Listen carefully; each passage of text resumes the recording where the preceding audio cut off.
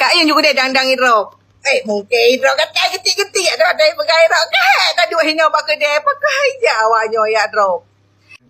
Jadi sebenarnya Hana yang perlu tak klarifikasi. Gak ada yang perlu klarifikasi. Oh mancuk boleh ya. Bukan perkara takut pu ya. Ipegah nak lapor ke. Bawa kaya lapor juga deh. Dari data apa kah jika lapor ke. Kak pegah lu mencemarkan nama baik. Sedangkan foto, video, dompa, jih gandeng, jih yang sebetul jih Hana gepa long, trek, baru ketemu Nyan cika beredar di media sosial.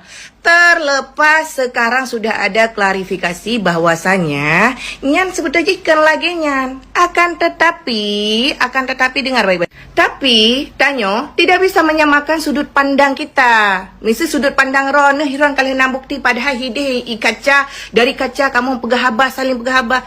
Bang, jina urang pegah habah ngan bukti. Dumna bukti mantap.